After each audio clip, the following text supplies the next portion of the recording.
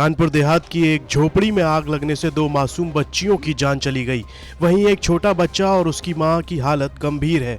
उन्हें कानपुर अस्पताल में भर्ती कराया गया है। आरोप है कि झोपड़ी में आग गांव के प्रधान पति ने अपने साथियों के साथ मिलकर लगाई। दोपहर में सोनू की पत्नी रीना अपने मासूम बच्चों 1 साल की अदिति, 4 साल की गौरी और 7 साल का बेटा गौरव साथ में सो रहे थे। तभी उनके घर में गांव के प्रधान पति अजीत कुशवाहा ने अपने साथियों के साथ मिलकर घर में आग लगा दी। ऐसा पीड़ित परिवार के पति ने आरोप लगाया है।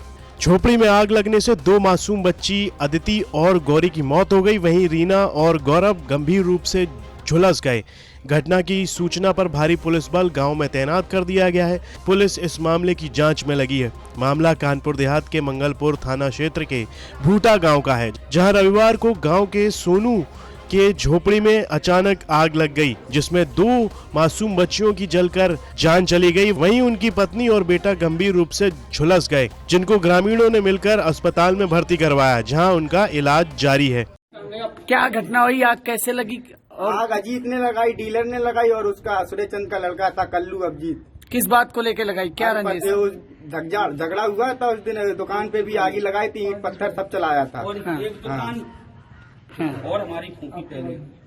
तो क्या इस आग से कितना नुकसान हुआ है? अरे बहुत नुकसान, पूरा घर ही जला, 2 बेटी जल गई है, एक तो खत्म हो चुकी है कि ये अस्पताल में। आपका घटना से पूरे इलाके में हड़कंप मचा हुआ है।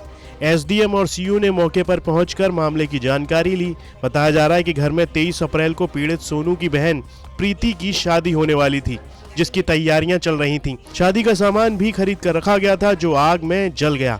प्रीति, जिसकी 23 अप्रैल को शादी होनी है, वो भी रो रो कर आरोप लगा रही है। अजीत प्रधान ने झोपड़ी के पीछे से आग लगा दी। आगे से एक लड़के ने आग लगाई। उसने ये भी बताया कि 3 दिन पहले लड़ाई हुई थी। पुलिस ने उस मामले की रिपोर्ट नहीं लिखी थी। हम कहाँ रहती? हाँ, हम बूटा गांव में रहते हैं। प्रीति नाम है हमारा। आपके यहाँ क्या घटना हुई आज? आज पीछे से प्रधान जी ने, अजीत नाम है, उसने पीछे से आगे फेंकी है और एक बच्चा था जो सामने से आगे लगा के भाग गया। आग के कितने लोग चपेट में आए थे? आग के लोगों में 5 लोग अंदर थे, लेकिन हम 2 लड़की खत्म हो गई। जो खत्म हो गई उनका क्या नाम? एक का नाम गौरी है, एक का नाम आदित्य है। अब क्या मौके पे आला अफसर आए हैं, क्या आश्वासन दे रहे हैं? अभी अधिकारी गण आए हैं, क्या आश्वासन दे रहे हैं? पता नहीं क्या दे रहे हैं, हमको क्या पता है। हमारी परसों लड़ाई हुई, नहीं रिपोर्ट लिखी गई, ना कुछ भी लिखी गई। और बोल रहे थे आपके घर में शादी कब थी? हमारी शादी 23 अप्रैल को थी। शादी की तैयारियां भी चल रही, सामान भी कुछ रखा होगा शादी का? सामान भी सब जल गया? सब जल गया। घटना की जानकारी पर एसडीएम डेरापुर और सीओ डेरापुर भारी पुलिस बल के साथ मौके पर पहुंच गए और उन्होंने घटना की जानकारी की। गांव में तनाव को देखते हुए भारी बल गांव में तैनात कर दिया गया।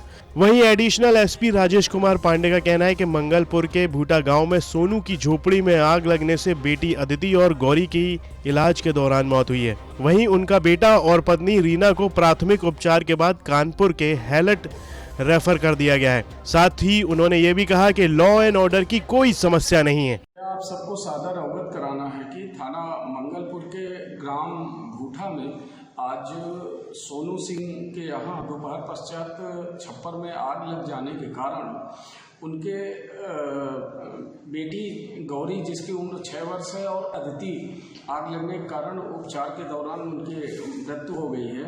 और साथ ही उनका बेटा गौरव और उनकी पत्नी रीना अकबरपुर में प्राथमिक उपचार के बाद कानपुर रेफर की गई हैं। फोरेंसिक टीम ने तथा समस्त उच्च अधिकारियों ने, प्रशासन के अधिकारियों ने मौके का मुआयना किया है और आग लगने के कारणों की जांच की जा रही है। परिवारीजनों द्वारा तहरीर प्राप्त होने पर अग्रिम विधिक कार्रवाई की जाएगी। साथ ही साथ पंचायतनामा भर करके डेड बॉडी को पीएम हेड जिला मोर्चरी भेजा गया है। लॉ एंड ऑर्डर की कोई समस्या नहीं। पीड़ितों के आरोपों के अनुसार कानपुर देहात में दबंगों के हौसले इस कदर बुलंद हैं, वो जब भी चाहें जिसको चाहें जिंदा जला देते हैं। उन्हें न पुलिस का डर है और न ही प्रशासन का। अगर पुलिस 3 दिन पहले हुए झगड़े के दौरान अगर कार्रवाई करती तो शायद आज पीड़ित की बेटियां जिंदा होती। कानपुर देहात से सूरज सिंह की रिपोर्ट, यूपी तक।